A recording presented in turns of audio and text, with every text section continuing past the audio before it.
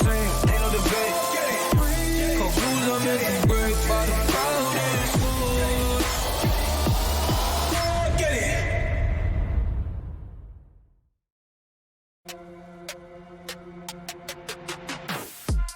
I have confidence going into my match, no matter if I'm the underdog, if I'm the favorite. Even if we come in as the underdogs, I don't think that we are actually worse than them. Sometimes it gives you nothing to lose and you play better. For me, it doesn't really matter. I just want to go on the stage and play my best. 생각보다 저는 잘하는 팀이라고 생각하고 있었고 실제로 잘한다고 생각하고 있었는데 그냥 다소 한 끗 차이? 충분히 강한 팀이라고 생각하고 있습니다. I'm really happy to play against Gen.G. Their mid jungler, Peanut and Shelby, I think they just perfect mid jungler duo. If I can win the mid, I think we really can playable. 블레이버 선수 아니면 마사커 선수가 아무래도 두 선수가 제일 위협적이거나 회리력 있는 모습으로 눈에 비춰졌던 것 같아요.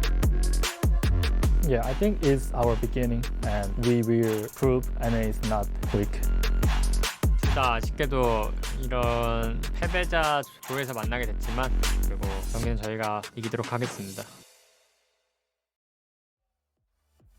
Welcome everyone to Gen.G versus Cloud9 live from the Copper Box Arena in London. The atmosphere is hyped and we will see if the LCS champion has what it takes to stay in the tournament as they have a mountain to climb up versus LCK champion Gen.G. I thought we were going to do the whole show off Me that too. one. I thought it was going to last a little longer, do a little outfit check. It's okay though. Hello everyone, my name is Shox and I'm joined by Azale, Chronicler, and Jat, which I think is a good duo to cover. 2 LCS, 1 LCK, and I guess I'll just join your crew then. Yeah. I mean, I the winning kind of team figured. since I don't have anyone to support.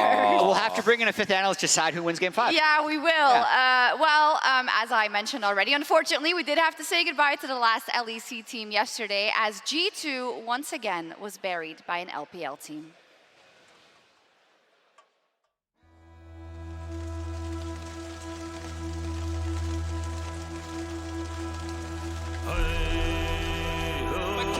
Is here too. It's a house party on the top side of the map. The slam dunk by Yike following up the explosive castle.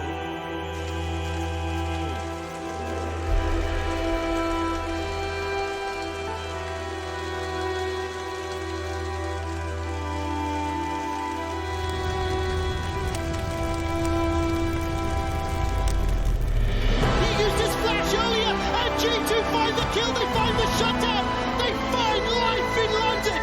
Hold on. Nice, Hey, Aphelios Naughty, we win! Yeah? No, nice. Nice! A heartbreaking end to the tournament for G2 Esports. London, give a shout out to G2 as they take the stage for the last time.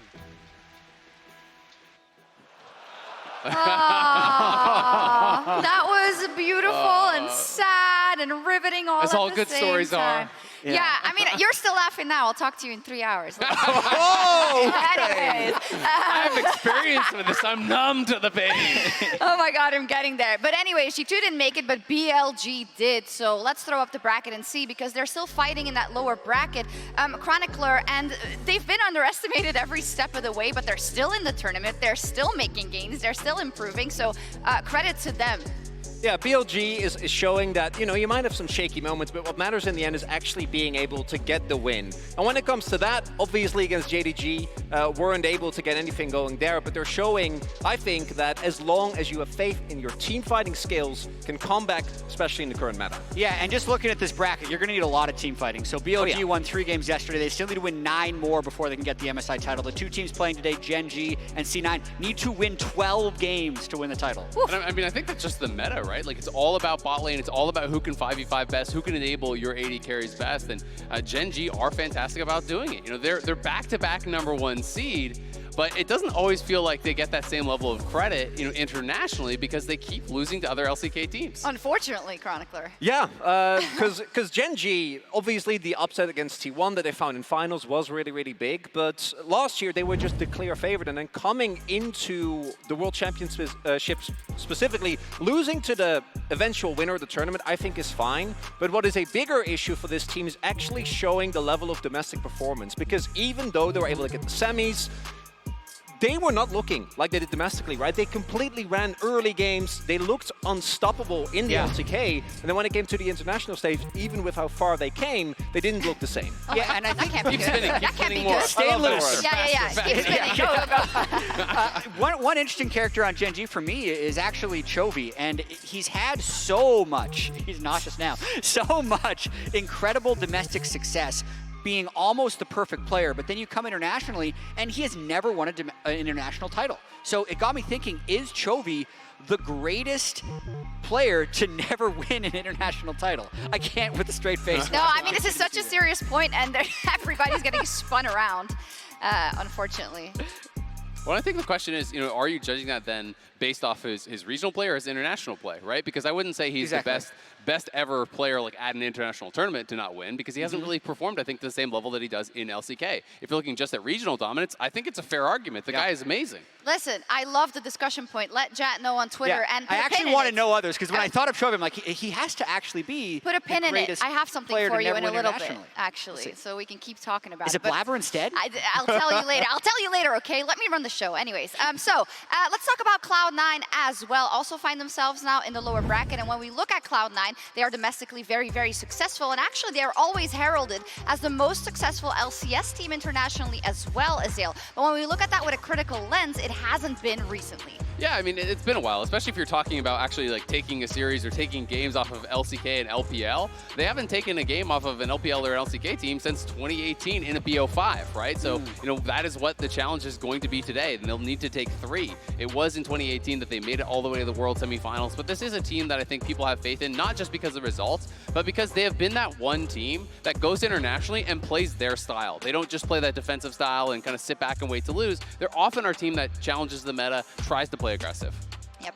Interestingly enough, they have met a bunch of times, even though we don't get to see a lot of matchups. Maybe this is a more apt warm-up than the spinning. Anyways, you guys talked about Chovy earlier, and I want to introduce a new concept to talk about some of these players that I stole from Azael. It's called the That Guy-O-meter. So Azael, what constitutes you being that guy? That guy gets a counter pick. That guy wants all the resources. He takes over the game. He wins the series. He clutches it out. Being that guy is being clutch. It's being the star. Yeah. Okay, so how are we going to do this? Well, let's start with Chovy. Okay. So that guy or not that guy? I believe, based on especially the way he plays in the LCK, he's so heavily... I'll help you out. Yeah, that guy. He's so much that guy. In the LCK, he's definitely that guy. He gets every CS. His laning is immaculate. Maybe you could argue he over-prioritizes his own gold sometimes, but that's also how you get strong. So Chovy, that guy. Yeah, but when he's playing international, when he's playing against other LCK teams, he starts to move over a little bit. So how No, low you can't go that far. Can't go that far. This isn't me. This is Azael's words. No, come on. You gotta put him over. Okay, wait. Let's crowd. Is Chovy that guy? Yeah, of course he is. Okay. Or is he not that guy? Don't cheer for anything. Come on. Oh, okay. Oh, no, he's that guy. He's that guy. Okay, good. All right, Okay, well, nice. I'm going to follow it up with another strong one. Pace is 100% that guy. Comes in his first LCK split, has to follow up after Ruler, and plays like he is a seasoned veteran. We've had so many up-and-coming talents through challengers, but very rarely do they actually deliver on the things and the highlights you see within that league. Absolutely. I mean, this guy is completely unshakable. We had G-Sun on the desk. She was talking about how, he just doesn't get nervous. He's never really intimidated in these situations, whether it's international, whether it's a regional final, whether it's going up against some of the most famous players in the world. It's really incredible. I think we can all agree, probably. Yeah, Pace is easy. I mean, a huge focus in today's match. So let's talk about his opponent today, Berserker. That guy, not that guy? I think Berserker's that guy. Okay. So I think even in this tournament, even though they haven't won, he's had a lot of moments that make him that guy. There was this incredible moment in the Golden Guardian series, and maybe it's because of the confidence, but look at the way he just keeps the maximum range at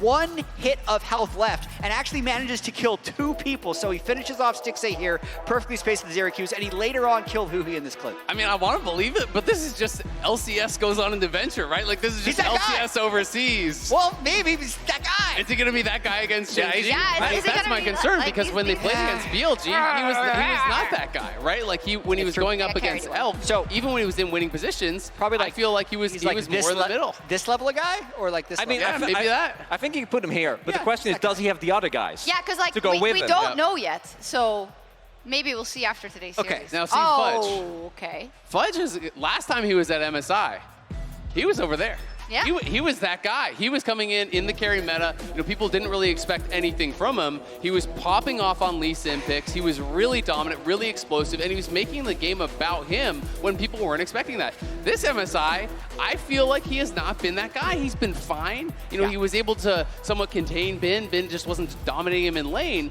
but it is not the Fudge that I've really come to expect in the LCS, where he plays with so much confidence, and he can create small leads, and he finds openings to really make things happen. He has felt very quiet, very reserved, and that is not that guy. Yeah, and I think it goes back to even his performance at last year's World Championship, right? It's the string of then to now. It seems like he doesn't have that international confidence. So he is that guy in the LCS where he's able to win with all his counter picks, but he hasn't been able to do that so far here. Great focus going into this series. Chronicler, anyone else from Gen.G? Okay, well, I mean, we gotta bring a little Peanut. As much as I love him, as successful as he has been at times, there have been a fair amount of moments domestically where he has not been that guy. As we can see, sure. Whatever you in want. these close matches in particular. Over here? Right? Yeah. All the way? Yeah, I mean, Peanut's early game. Not everyone can be that guy. Not everyone on the team can be that guy. Yeah. You need to spread it out. You know, you need to get where it deserves. And I think for Peanut, he is, to me, He can one give of his the weak jungle points. camps to that guy. Yeah, well, hey, I wouldn't be surprised. But you have to actually shut him down, because once the game goes to later, Peanut moves closer and closer to being that guy again. And there's a big question today. Who will be that guy in the jungle as Peanut and Blabber are facing off in our featured matchup presented by Mercedes-Benz? Today's featured matchup presented by Mercedes-Benz is between a jungler looking to defy expectations in Blabber versus a legend that has proven he can defy expectations time and time again.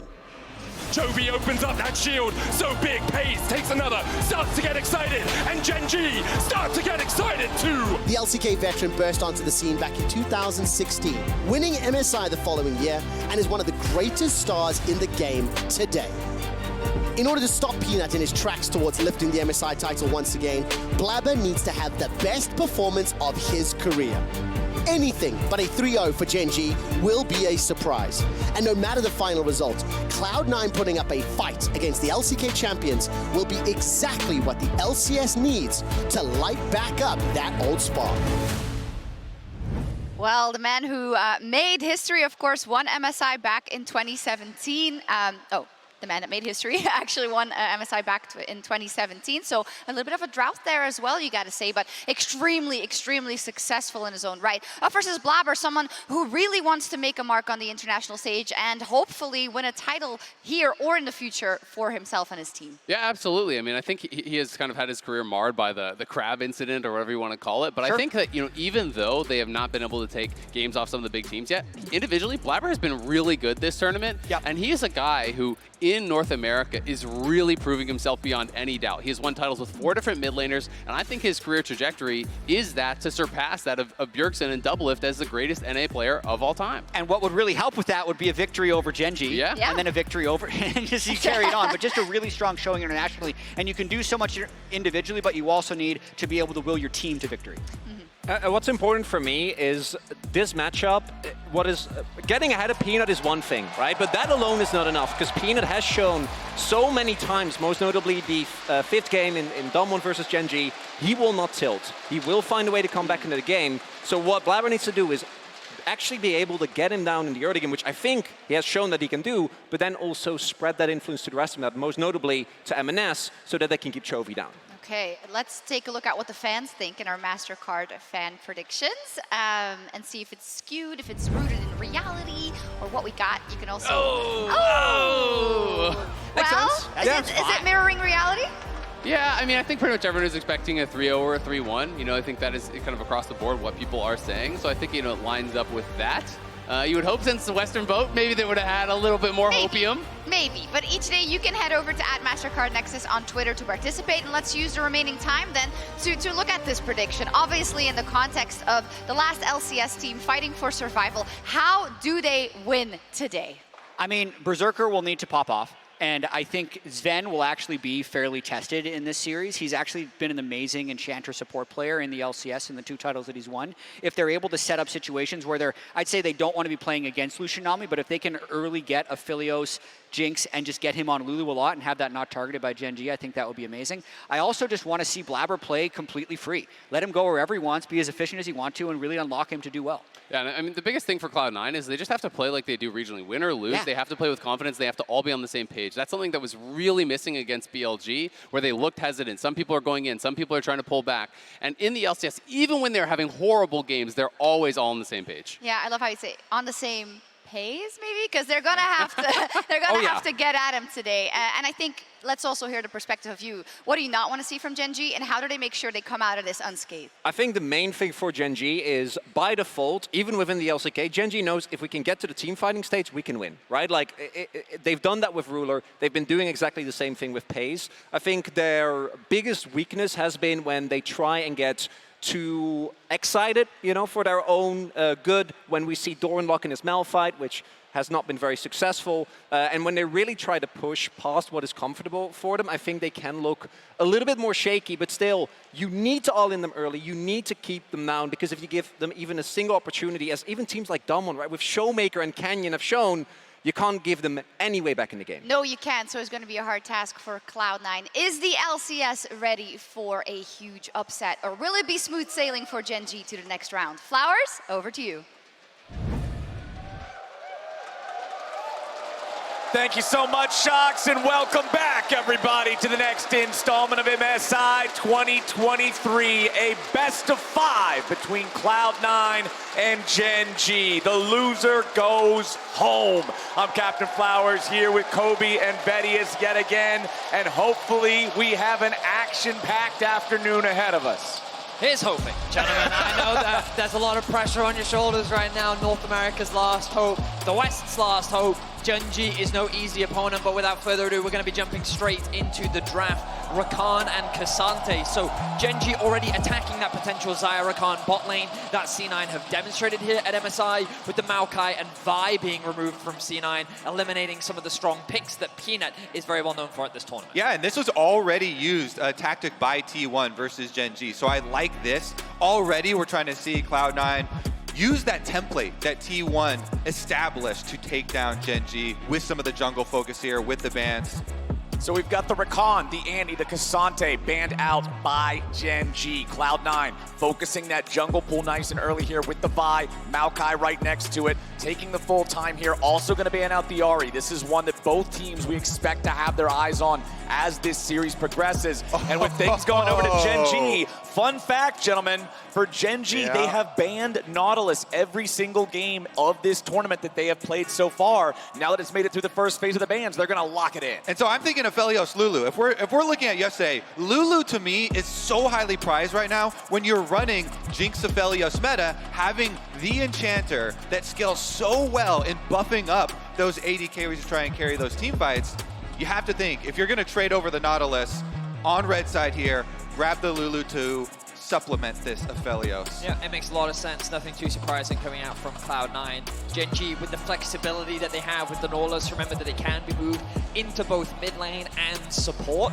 It gives Gen.G a lot of breathing room here. Do they want to try and get themselves an early jungler? Wukong is something that we've still seen be a very high priority, high value team fight champion. We've also seen Xayah still come out, but the Jinx is the expected from Paze, given that so far in this tournament, it has just been the Jinx Aphelios show. Exactly. Out of the 9 games Paze has played, 4 have been on Jinx, 4 have been on Aphelios. Not surprising at all to see Gen.G secure that for themselves, and it'll also be the Blitzcrank down there in the support role. And the goal of the Blitzcranks in these lanes is always to add volatility to these Lulu lanes, because Lulu's trying to scale, and so most of the teams picking this Blitzcrank into those lanes to try and get those early kills, try and force fights through the river around Dragon as well. And when you have Nautilus plus Blitzcrank, Gen.G, they've got so many tools to get those picks around the Dragon fights. So we saw a very similar draft yesterday in the G2 BLG series with this matchup, and G2 were unable to really do much with the Blitzcrank in the early game. Pressure will be on Gen.G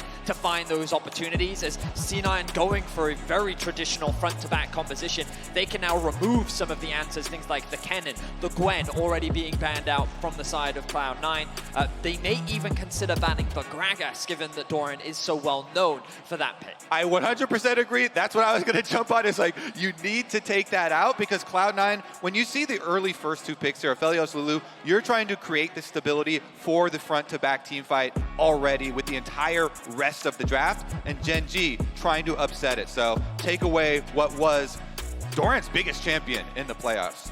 And also Gen.G banning out the Sylas here. Nautilus ultimate is one of those that Sylas usually likes to be able to steal away. We've seen him target the Blitzcrank ulti in a couple games previously in this tournament as well. So they don't want to have that possibility of getting in there and causing a ruckus. Nidalee banned out by C9, paying some respect over to Peanut. Definitely makes a lot of sense. We've seen even in his loss, his Nidalee was still very impactful against G2 from Peanut. So I'm curious as to what direction the junglers actually go now. With Lee Sin being banned away, Wukong kind of rises as that high priority pick, but both junglers having to play things like the Kindred, the cheeky Skarner hover just for you, Captain Flowers. Thank you, Blabber! Well, I do think that Gen.G for sure going to need some more damage, a little bit more damage in their team comp. Probably get one more to supplement the Jinx. You don't want to be full one carry style team. Meanwhile, Cloud9 going to have to show their mid lane first. And MNS slaps down the Syndra into Chovy.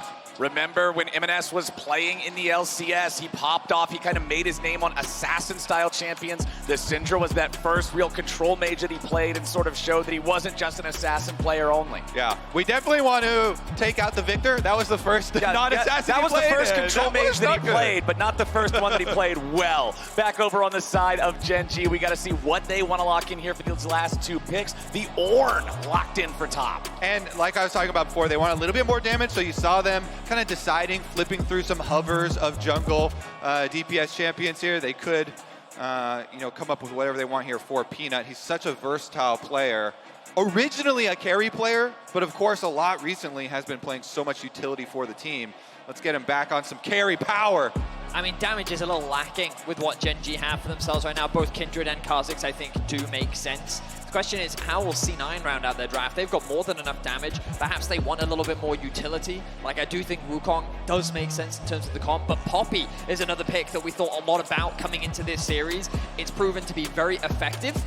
We'll wait for the final lock-in, but Poppy. I want Poppy because Blabber's Poppy, when he pulled it out in LCS playoffs, was magnificent. Very, very active. He gained all three lanes, as well as having accurate Poppy ultimates around those objectives to really help out Cloud9, and that's what you want in this team comp. You've got the front to back all set up here to buff up Berserker, and if you have the Poppy ultimate for objectives, then you don't fall into that trap necessarily that a lot of the Western teams have around the Barons of flipping those objectives. And with the Poppy locked in the jungle, that will make 8 different champions in 8 separate games here in the jungle for Blabber so far at MSI 2023, showing off the depth of the champ pool, but we're gonna need to see Cloud9 execute cool and clean against Gen.G if they wanna stand a chance against them.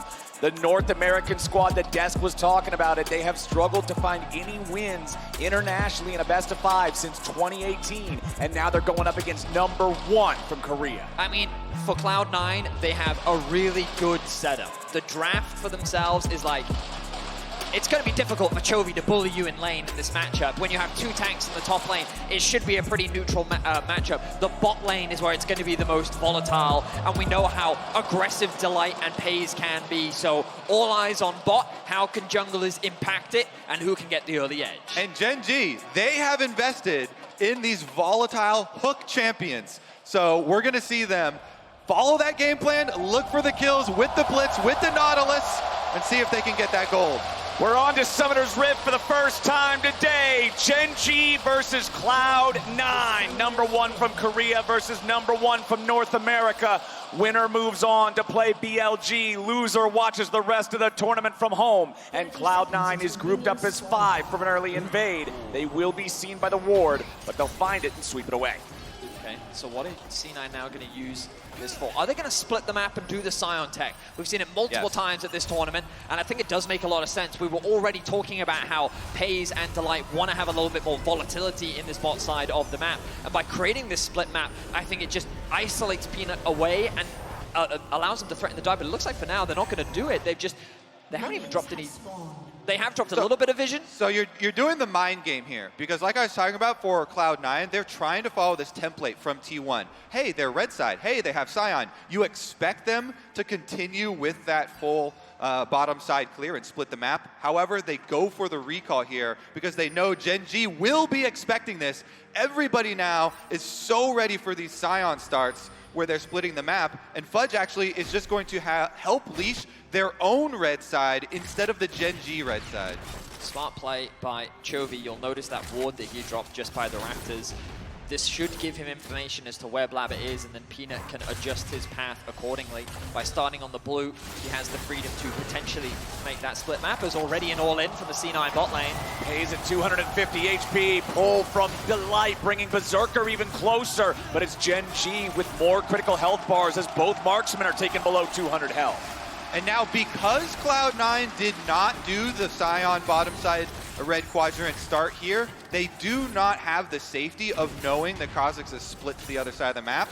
So with the early aggression here, they want to try and bounce this wave before Kha'Zix gets down here. But it looks like Gen.G pushing out on the wave. They get their level 2 first. Delight's gonna look for this here. Fires off the rocket grab of Berserker with a sidestep. That's a critical dodge right there on the level 2 versus level 1 power spike. And Sven is happy about it. The level 2 now comes through from the C9 bot lane. More information gained from Gen.G. They realize that the top side has been cleared from Blabber, and now Peanut will run face-to-face with the Cloud9 jungler. With the push that Berserker and Sven have, Peanut has to be respectful at the possibility of that red being contested, but Blabber is looking for even more. Blabber showing up there, forcing the jump out of the Kha'Zix. Otherwise, the wallbang would have been in range. Blabber could have taken a chunk out of Peanut's health bar. They'll fight each other over the large Krug. It's Peanut with the smite secure to guarantee that he gets that one. And Blabber has to walk out with the bottom lane of Gen.G making their way back into the area. Yeah, nice timing here for Cloud9, for Blabber. He comes down, he screens for the bottom lane because they forced the Gen.G bottom laners out after that trade. He knows pre-boots 1, it's about 30 seconds to walk back down to bottom side. So 25, 24 seconds or so ahead of time, he leaves the Krugs, doesn't want to stick around to fight over the last 2 little mini ones, gets out of there before the Gen.G bottom lane gets back to lane. A lot of time spent though from Blabber. He will now secure the blue buff. Delight looking for a bit of a cheeky sneak. Will not be able to connect, but Peanut now pretty healthy advantage in terms of the jungle camps, and now that they have information as to where Blabber is, if Peanut wanted to, he could cross map and go secure himself the other crab. The pings are coming down. He was like, hey Chovy, do you have any information? Is Chovy actually looking for a dive here maybe? Yeah, Fudge at half HP and not a lot of mana to work with. Doran also almost We'll see if Gen.G really wants to execute on this. Jovi's gonna lead the way, finds the initial route. Fudge down to 100 health. One more hit'll do it. It's first blood, a 1-for-1. Fudge gets Jovi back with the help of the turret. Honestly, versus a Scion, that is not worth it for Gen.G. Fudge gets the counter kill, and Zombie Scion's able to get a couple of the CS there, then teleport right back. A big commitment there from Chovy, and this does allow M&S to just push in that wave, get a free base. He's not going to commit the teleport because he doesn't need to. And this also gives some safety to Blabber to hover around the bot side. He ideally now needs to reset, clear out those top camps. There's a big stacking wave here, and I think the C9 do need to consider trying to threaten something on this bot side of the map in the upcoming few minutes. But as I said, Blabber going back to base for now, looking to clear out that top side. Yeah, so there's a slow push being generated on the bottom side here for Cloud9. Blabber looking to try and get at least Raptors taken care of before he heads on down there. Chovy with the deep ward though. Already you can see the vision line for Gen.G is encroaching in Cloud9 territory. Thank you, observers, for the preemptive ward on those Raptors that Blabber's going right for, plus the Chovy one that just got dealt. All right, things are still dead even here with only that trade of kills up in the top side, 5 minutes in. Remember that traditionally Cloud9 in the LCS in this past spring split have not been a team that builds up a lot of leads very early in the laning phase. Usually it's after the plates fall, after laning ends. And so as they continue forward here for the next 10 minutes, 9 minutes or something like that, they want to try to keep things even, bar for bar, here with Gen.G. Chovy, level 6 now on the Nautilus, especially with a high damage jungler like this Kha'Zix for Peanut. This is very dangerous whenever MNS is away from his turret, and Cloud9 is going to have to make sure that they're doing their due diligence, avoiding the potential gank threat there. And because Blabber is spending a lot of time, going to try and supplement these lanes on their pushed out waves, he's a little bit behind Peanut here as far as the camps go. Kha'Zix slightly ahead, especially with the early lethality, and him ending on bottom side here for Krugs for Peanut with a control ward in the tri-brush. Delight gonna possibly look for something. Berserker, another good sidestep there, making sure he doesn't get tagged by the zap, but it will be a 3v3 down here. Blabber only level 4 compared to the level 5 of Peanut is a market disadvantage for C9. Delight gonna see if he can find a rocket crab. It's Sven pulled in, the damage finding its way onto the Cloud9 support, but he stays alive! Berserker's got pays! Berserker's got paid! Delight gets the kill back onto Sven to make it a 1-for-1, and the game stays even. Ooh, another 1-for-1 play initiated by Gen.G. Delight does hit the hook onto Sven. By the way, Delight, under a previous name, Crescent, was a partner for Berserker originally when they were T1 trainees coming up together, and in the end it is a trade. Both their new lane partners taken down. Fudge maybe in a bit of danger here as Chovy has made his way over, Peanut on his way as well. Fudge's ultimate will connect onto Door, and the flash comes out, but he has tower aggro as well. Oh, Fudge, the flash there, a little unfortunate. He is going to at least grab the turret plate on his way out thanks to the Demolish proc, but he's down, and that's Gen.G +1 on kills. Yeah, nicely done by Doran. He gets in front of the ultimate. Okay, pulled from Delight, but Blabber's coming over the wall. He will not connect into the wall for the slam on the Blitzcrank. So now Sven and Blabber have to walk this one away as Berserker continues shoving up the weight. But Fudge watched the boss's little informative video because as he's dying, he goes right for the turret plate, and he at least got the Demolish proc. Here's another look at it. Delight hits Sven with the hook into the Flame Chompers. Nicely placed there by Pays, but him flashing afterwards. Look at the no hesitation from Blabber and Berserker. They flash right on Pays, so it is a support for AD carry trade, and that allowed Berserker to get the extra push in, and you see CS on bottom side in Cloud9's favor. Sven just bought a lot of time, and that made it so much easier for Berserker and Blabber to focus down Pays. The focus for Gen.G this game definitely feels a lot on Fudge, and they're looking for another play. Yes, sir. Fudge found out here. The engage from the Ornn, the damage from the Kha'Zix. No prayer for the Scion, and Fudge falls for the 3rd time in game 1. I mean, it is unfortunate for Fudge, like the last error that he made, a little bit of an unnecessary one, but the reality is that the bot side of the map is still gaining all these advantages for C9, so it's not the end of the world as Blabber and Peanut go face-to-face once more. And the real reward here would be the Rift Herald.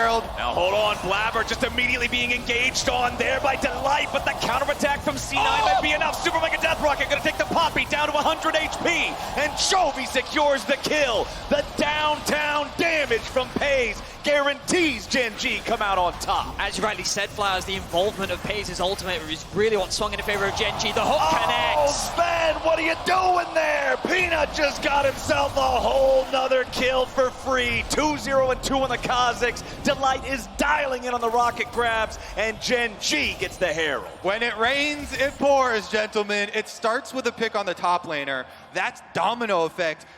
Transitions into Rift Herald start. They get pick after pick, even though they chunk Peanut very low here. The extra kill onto Blabber. Let's take a look at it. He gets a nice little chunk here onto Peanut. They get him to 50%, but he's got to get out of there because they have no top laner. Teleport now coming back for Fudge, but Delight is already here with the flash knock-up into Hook, and since they've got the double Hook champions, Chovy's able to get him in range. Big ulti from Jinx comes through. Blabber was trying to get the positioning here on the charge onto that little wall. Couldn't quite get it onto Chovy though, and then he's low enough to die. It was definitely a winnable skirmish for C9, and if it wasn't for Pays' rocket connecting, I really think that there was a world where they could have converted that into a kill, but it is how things played out in favor of Gen.G. They're going to secure themselves a plate. They got themselves the Herald as well. And things are definitely looking good for Gen.G as they quickly convert this into a Dragon. And what seemed very promising for C9 in the early game, the fact that Berserker was in, and still is in, a very commanding position. You look at this Kha'Zix who has now 1,000 gold lead over Blabber. The fact that they have all these early objectives, Gen.G definitely finding the early game advantages that they were looking for. Yeah, those objectives will snowball you pretty quickly. And here goes Delight again. Yes, good job stepping back to avoid the rocket grab. If he gets pulled in there, it is trouble. Gen.G not going to be able to secure another pick for themselves, but still enjoying a 2,000 gold lead. Yeah, and even if he blows the flash there, it would be super successful hook. But MNS, he remains cool. He doesn't blow his flash, relies on his dodging skills, is able to dodge out on it. Cloud9 need to slow it down now because Gen.G, you really can snowball. Once you get Rift Herald plus First Dragon, there's no response really for your opponents on the map. And with the Kazakhs being so fed now, it's very problematic since you get Umbral Glaive rushed and the vision starts to just wither away on the map for you. Now Peanut here, level 8 on the Kazakhs, gets to cruise around, chopping down all of your vision, making every one of your laners that much more frightened. You know, when you look at the stats for Gen.G, usually whenever they end up losing a game, Peanut is often set behind early with a lot of deaths. Right now, that Kazakhs is 2-0-2 with an Umbral Glaive and the next serrated Dirk already in inventory. He's feeling great about the way this game's going so far. Flash out from Fudge to avoid another death. Yeah, serrated Dirk itself is really efficient, even like half item power spike there with the lethality that you're able to load on. And he uses that vision control to go take away a lot of territory for Cloud9. You see Blabber being very hesitant, retaking their red quadrant that was just invaded. Chovy gets hit with a little bit there from him and has Blabber waiting over the wall just to make sure nothing more happens. As Berserker immediately popping the cleanse of Pays, fires off the Moonlight Vigil. Wild Growth on top of the Cloud9 AD carry as they continue moving forward. Berserker now with a flash to the side as Delight gets away. So an all-in from the Cloud9 bot lane. They burn a couple summoner spells, but it's Berserker that loses both his flash and ghost. Pays with a really good trap placement. It means that Berserker put himself in a bit of a precarious position and he was forced to flash away from the hook. No deaths end up falling, but the 2v2 going slightly in favor of Gen.G.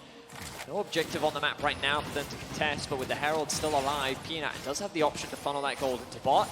And it looks like that is the direction that they're heading. And Chovy's got a move window here. He pushed in mid-wave and he's coming down river to try and join the rest of Gen.G with that Rift Herald. This thing will definitely at least get the expected value of the crash, and they're trying to get even more here with Pays knocking off a preemptive turret plate. Exactly. Blabber hovering around from Cloud9's side. They know that Gen.G has this Herald. They know that they're looking to invest multiple men in making this play into the most that it can be. This does give MNS at least the opportunity to find the second plate on the tier 1 turret back in mid lane.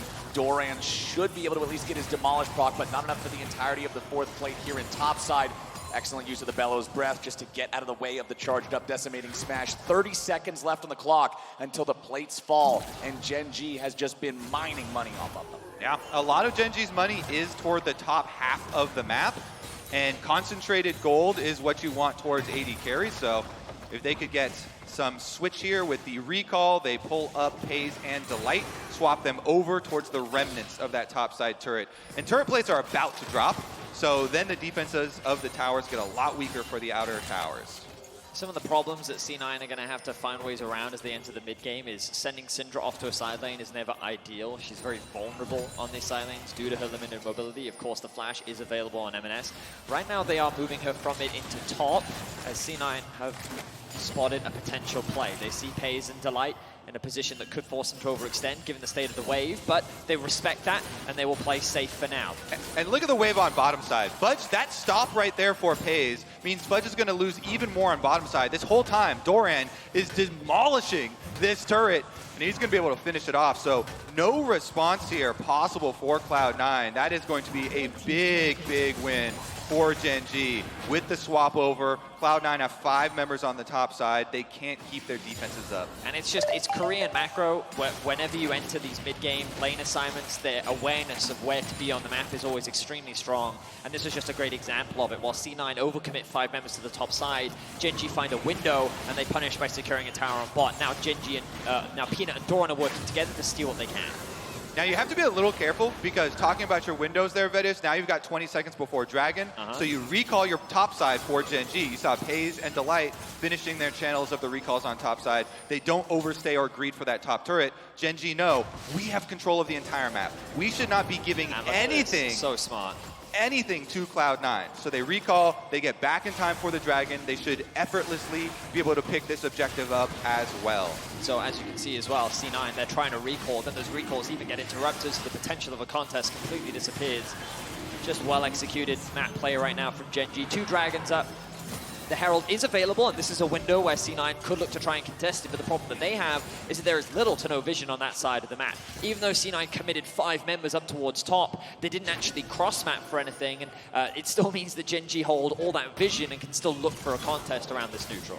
Not only do they hold all the vision, they hold a 4,000 gold advantage. 16 minutes into the game is a serious edge over their opponents. Both AD carries sitting on the Gale Force with the completed Berserker's Greaves. Eclipse now done on the Kazakhs for Peanut. Blabber a little far forward here in the river, and when they see the enemy jungler, Gen.G wastes no time. Blabber's splattered, and that's Gen.G getting even more money for their AD carry. They send the rest of Cloud9 running, and just when you thought C9 might have been able to try to contest for a neutral objective, Gen.G sit them right back down. Oh, no, no, no. This Summoner's Rift is ruled by Gen.G.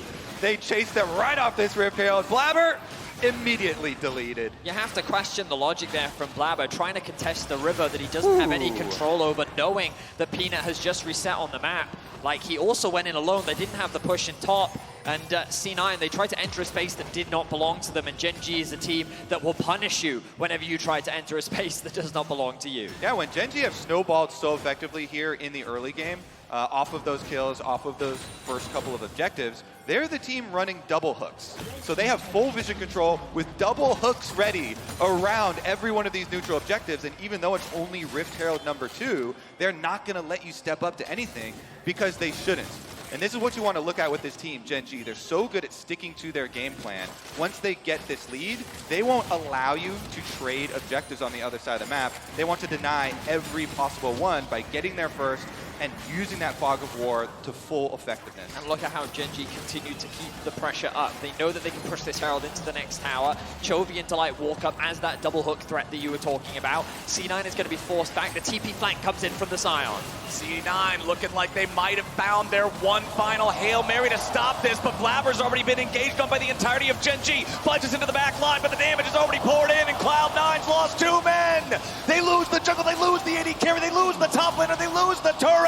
They've lost everything, and Gen.G didn't break a sweat. Fudge's dead body walks around a couple of feet before he falls over, and Gen.G turn the war machine towards top. Gen.G just stands strong in the face of Cloud9, knowing that there is a massive wallet gap between the two teams.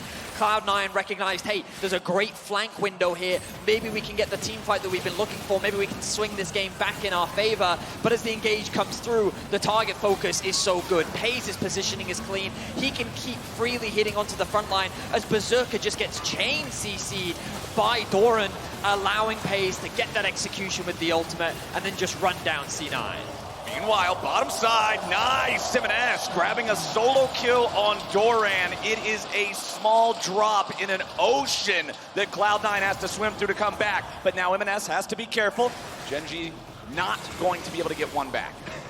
All right, they're on the board. Count it again. That's one for M&S. He's able to at least pick down a straggler. The small opening left there as he takes down Doran. But it doesn't really change the way that Gen.G are going to play this game at all. You've already got 40 seconds here on Baron spawn, and they can easily just replicate what they did before. Switch everybody up to the top side of the map. Cloud9 are trying to jump on that window they just got, though, with the pick from M&S. They overload top side, see if they can get an objective bounty for a bit of extra comeback gold. The problem for Cloud9 when it comes to securing these outer objectives is there's a window here, but Gen.G are going to quickly push this in and then move into the top side jungle as they catch that wave, and this can set them nicely up for the Dragon that's soon to spawn. Notice how they push this bot wave in. Paze is going to move into the bot side jungle, and it's because C9 are moving to the objective rather than getting that mid control first, and it's because they don't have that ability to contest that wave that Gen.G, it's so much easier for them to play around the map. Peanut even threatening a Baron here as Paze will chip away this bot tier 2. See Gen.G backing away now as the wave is thinned out. Baron alive on the map. The Drake spawning in under 30 seconds. Both Drakes that have spawned so far have been controlled by Gen.G. All you have to have is one person to tank the Baron. So if Baron attacks you, then it puts that debuff on you. They want Doran closer to the Baron so that the full DPS from Peanut can come out. But Cloud9 sniffing it out here. C9 wise to what Gen.G was up to. They are going to stop them from being able to sneak that free Baron very, very early here. 20.5 minutes on the clock, and C9 just feel entirely choked out of the game. Yeah, I mean, it costs Gen.G almost nothing to go for these attempts and just check Cloud9. Hey, are you still awake here? Are you going to come check this? Because they can infinitely take it, basically, with Doran, and they know they have the entire other side of the map fully controlled. Look at that jungle leading up to Dragon. It is fully lit up by control wards. They also have both lanes pushing here, so they easily pick up Dragon number 3. The beauty of the play was that, as you rightly said, by only committing 2 members to the Baron, it meant that C9 committed 5. They almost overcorrected at the potential steal, which means that guess what? Mid still uncontested. Pays pushes that one in. Bot uncontested. Chovy pushes that one in. So even if C9 wanted to try and take advantage of, oh, you sent your jungler to Baron, we'll cross map for Dragon, they can't do that because they don't have the lane states to be able to find that opportunity. And guess what? We mentioned the double hook comp here for Gen.G. Well, they're going to get a flash out of MNS first on the side lane. We'll sidestep. What you can do with this comp is then turn so much effort towards the back of the Baron area, this red quadrant of the jungle. As long as you clear that out of wards, you have the Ornn ultimate, the Nautilus, plus the Blitzcrank to all look for turns off of Baron. So you just start it up, you look for picks on Cloud9, you don't have to overcommit to anything, and you just fish for extra kills over here. Now you see the resets for Gen.G. As long as they don't get caught here while Chovy and Peanut are heading over to the rest of the area, then they can get right back to their game plan. Pays back in the base right now. Phantom Dancer completed, has the last Whisper in inventory for some extra armor penetration as well. Once the Jinx arrives up here into the top side, I will fully expect these guys to be looking for another full-on fight. Doran, you can see, just sort of totally fine with this. He doesn't care who he's staring down. He knows he's tanky. He knows they can't engage on him in any sort of meaningful way. Now Delight will be the next one moving up to join this area. Doran's sweeper does reveal a silhouette in the brush, but the recall completes before anything can be done with it. Peanut, again, just getting so much value out of this Umbral Glaive. The vision score discrepancy between junglers, 59 versus 29. Peanut has been owning the vision game, and Gen.G have been owning the map. Now with the Baron down to 5,000, they're going to fire off Doran's ulti. They find the knock up there. Back in the pit. Blabber's already down. There will be no steal today. The smite will come down in just a second, and there it is. Gen.G Baron, 23 minutes in. Look at that control. Teleporting behind MNS. No flash on him.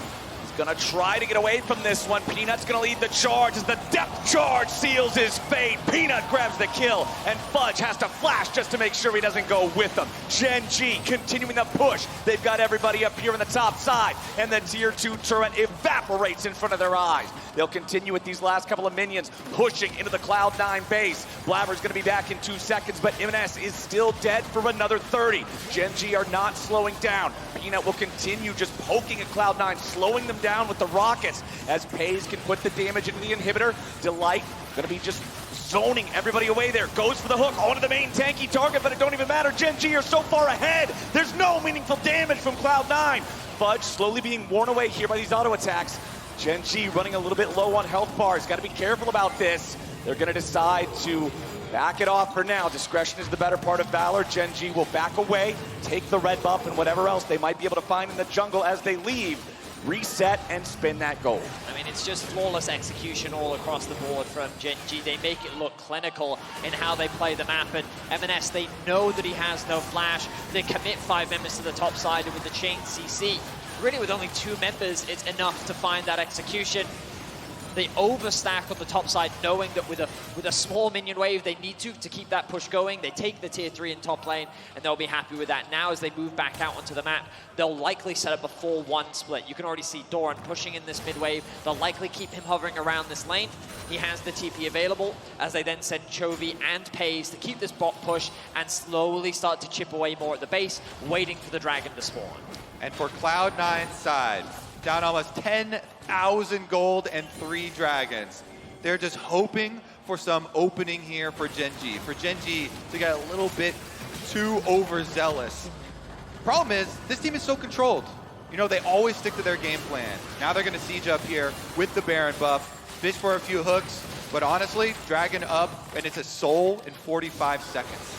Yeah, anything shy of the 80 carry, Gale forcing forwards into 5 people. It's going to be hard for C9 to come back into this one. Another pull from Delight finds Fudge. Normally the Scion's not the target you're looking for, but they're just so far ahead. Wild Growth is forced out. Fudge at half HP. Doran and Peanut switch their aggro back over to the tier 3 in mid lane. They'll bring that one down with the help of the minions. Cloud9 just pulled back and forth, not able to keep all these structures standing. Yeah, Gen.G already almost 4.5K that Baron power play as Flabber gets a little bit of damage onto Doran, gets right back to the turret. All right, Call the Forge God flies out, but it doesn't hit a whole lot of anything. Now you've got Doran here on the front line, going to be taken very low. He dies, but they get the tier 3 turret there. Cloud9 trading a structure for the enemy top laner. Now Jovi's in the middle of everybody. The Nautilus will be the front line as Pei starts free firing into Fudge. Berserker's coming around from behind, trying to find a little bit more damage as Blabber is zoned away by Peanut back in the mid lane. Jovi just continues frontlining and Page continues firing. It's Fudge next for the guillotine as everybody on Cloud9's heads will roll. Jovi gets the kill on Berserker. Gen.G's marching it straight into the Nexus, and Cloud9 have crumbled. Yep, Jovi's got teleport. He was thinking about recalling, teleporting back in on Nexus turrets, but he's just gonna stick around and do it now. There's nothing more C9 can do to defend this one. Gen.G were too mean, too clean, and they are not messing around. They'll see if they might be able to grab one more kill here. There's the pull. Peanut goes on a rampage, and Gen.G goes up 1-0. Clinical execution from Gen.G. The fact that Berserker was finding these advantages in the bot lane 2v2 was promising, but frankly, Gen.G just played the map flawlessly. There was no opportunity for C9 to ever get that fair front-to-back 5v5 team fight. The one opportunity that they found, the gold gap was already so big that it just did not matter.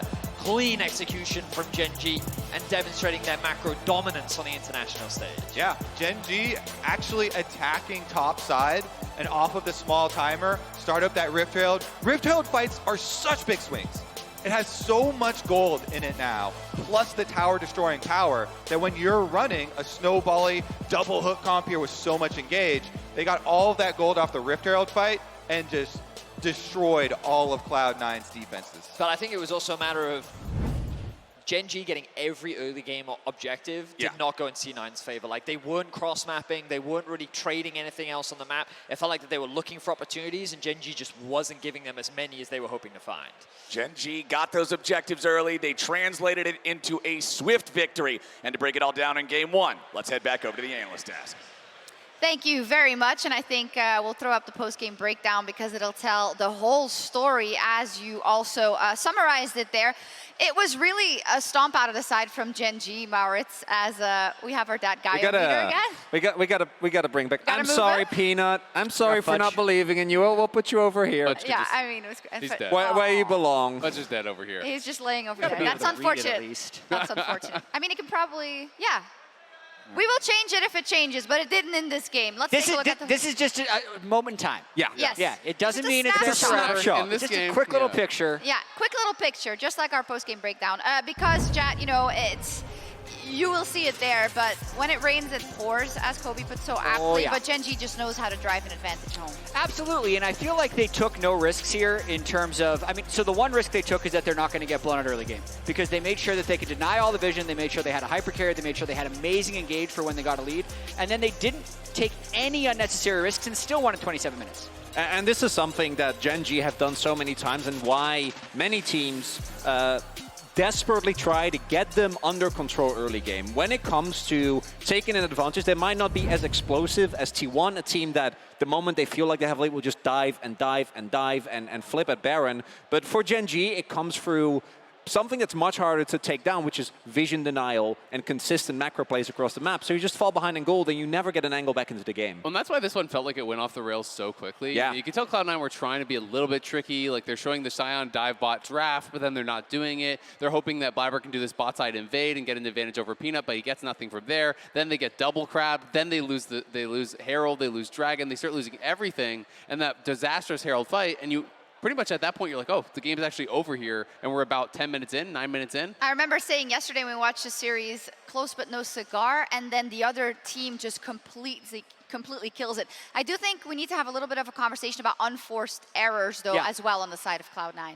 I think so. I think there were definitely moments like after they had lost the Rift Herald fight, Sven just kind of moves his way in, ends up getting hooked. Fudge in the top lane, ulting to try and escape. That didn't work. Flashing early before the minion wave's there so that the turret starts hitting him.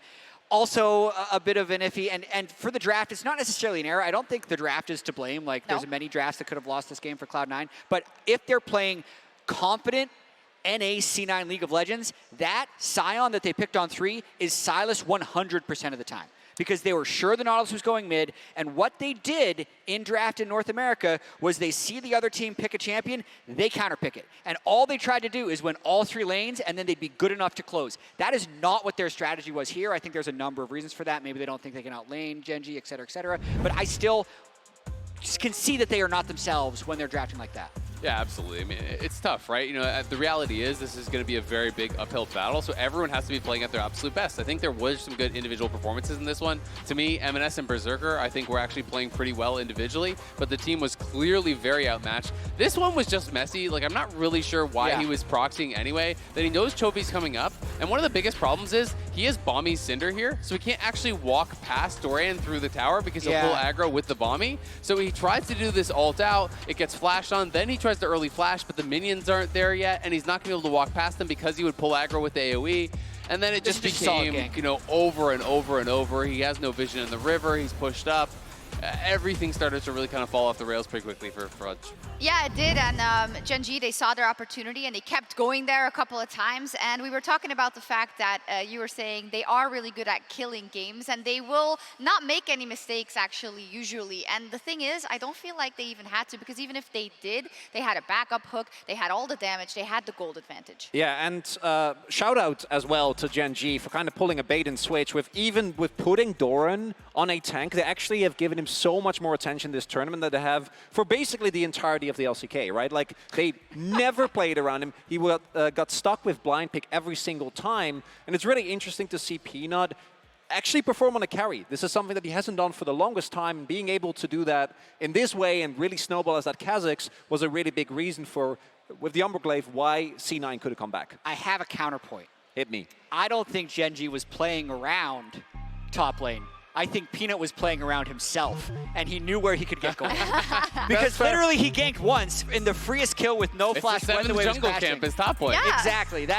Doran did well, but I think Peanut was playing like Peanut. Okay, it was also our Mercedes-Benz featured matchup, and it was really good for Peanut. Also, he hasn't played Kha'Zix since 2018, so what a moment to pull it out. We were talking so much about how this is going to be obviously a lot about bot lane, but also it starts with the jungle. But then let's talk about that bot lane. We saw similarly to yesterday in the first game, actually, a Jinx Blitz versus an Aphelios Lulu, and actually in lane, things were looking all right. Yeah, absolutely. I mean, Sven on Enchanters, I think, is absolute comfort for him. You know, I do think he can play the engaged stuff, but he really kind of has made his money playing Enchanters. You know, that is where I think he's absolute comfort. I've had no problems with C9 drafts throughout the entire tournament. It's been all about execution for me.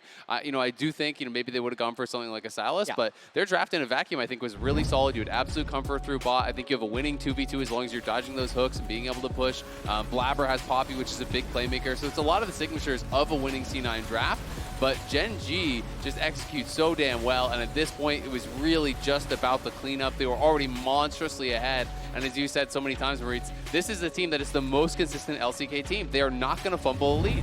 And of course, they've also been watching this tournament, and they've seen many, many times that a gold advantage was taken away in a late-game team fight. But something tells me that they're not as worried today about that. No, I think Peanut put it best himself when he was like, yeah, you know, it's a shame we're meeting them in the lower bracket, and it's also a shame that they're going to lose. It shows the confidence that Gen.G have. Okay, C9 picked blue. Azael, what did they do? Oh God. I mean, honestly, I kind of liked what their draft was in the first game. I think the reality is they just have to execute better. Blabber needs to have a stronger performance if they're not going to get ran over early. They need to be able to contest objectives. They can't be getting double grabbed. Got to see them have a better performance. Alrighty, business as usual for Gen.G so far in Game 1, and C9 really need to defy expectations here to bounce back in the series. We'll be right back with Game 2. Like to see if he can find a rocket crab. And Sven pulled in the damage, finding its way onto the Cloud9 support, but he stays alive. Berserker's got paid. Berserker's got paid. Page's ultimate is really what swung in favor of Gen.G. The hook connects. Sven, what are you doing there? But Blabber's already been engaged on by the entirety of Gen.G. Plunges into the back line, but the damage is already poured in, and Cloud9's lost 2 men. They lose the jungle, they lose the AD carry, they lose the top laner, they lose the turret. They've lost everything.